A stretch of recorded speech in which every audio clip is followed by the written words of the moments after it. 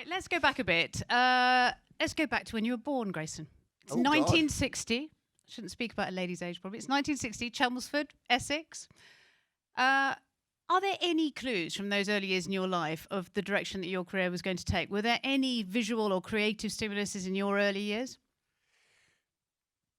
Now, I'm quite interested in the way that sort of things like landscape and the kind of culture influences aesthetics. So I think there is, and in many ways, in my tone of my creativity, there probably is a big chunk of that kind of Essex spirit, which is kind of Cockney meets yokel. But in terms of your actual home, I remember you talking quite openly about the fact there weren't many books, there wasn't much music. Were there kind of creative influences at home? The telly was probably the only one, there were in the days when we only had two or sometimes I don't think we had BBC Two much, but so the telly would have been, there would have been a bit of radio too. And I read, James Bond books or whatever, I was quite a big reader as a child, but kind of popular sort of thrillers and things like that. So, and I was obsessed with World War II. And that's why my kind of imaginary world was a kind of version of World War II, really. And you talked a lot about the fact it wasn't particularly happy when you were growing up, that your dad left, your mum remarried a milkman, you had a stepfather you were frightened of, you were even occasionally frightened of your mum, and you retreated to this imaginary world, as you say, with planes hanging from the ceiling, and Alan Measles, your teddy bear, becoming a sort of cult figure. Talk to us about that. Well, it's the process that I think it's a reflection of the creative process that many people go through, in that they kind of find a metaphorical version that kind of fits their emotional thing. So one of the people I interviewed on my Identity series, Alex, he scanned the cultural landscape for something that kind of matched up with how he felt.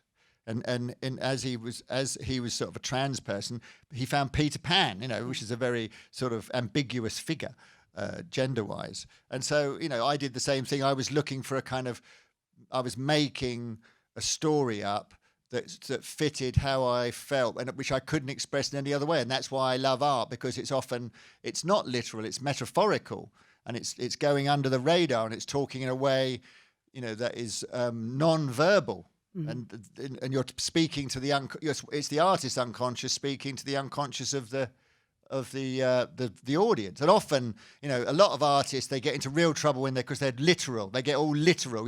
This is my idea, and I'm now going to illustrate it so you can see very clearly that my thesis is borne out by my thing I am making. And it's like, you're the Rama. That's just not how art works, love. Yeah. Is that Alan on your dress now?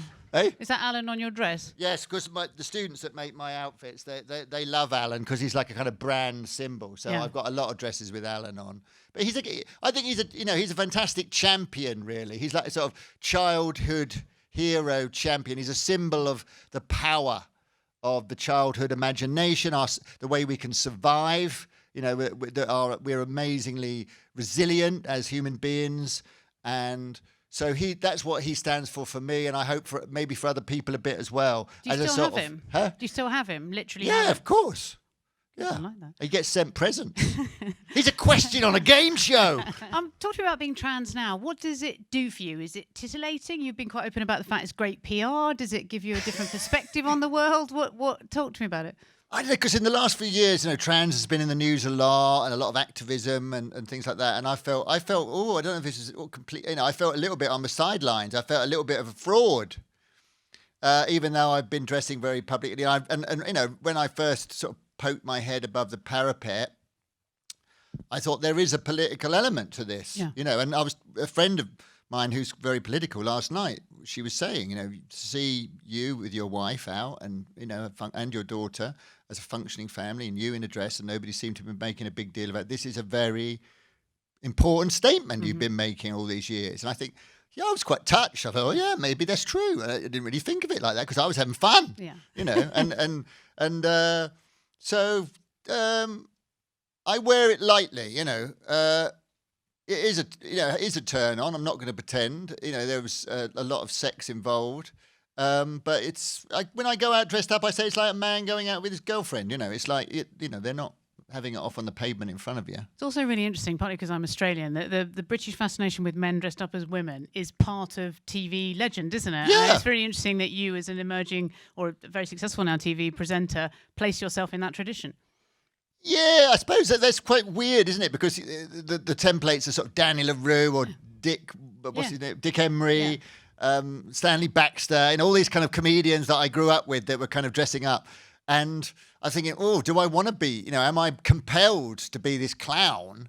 And I kind of now I've come full circle and think maybe I I quite like that. And it's kind of challenging as well, because I do think that one of the great saving graces, that British people particularly have is that ability, as we're seeing with Trump, the fact that he's so thin-skinned. Yeah. That's what we're amazed at here in Britain. It's like, can't he take a joke? But Obama seemed to be brilliantly funny. And Trump, wow, he's really lacking if there's no sense of humour, there's no common sense.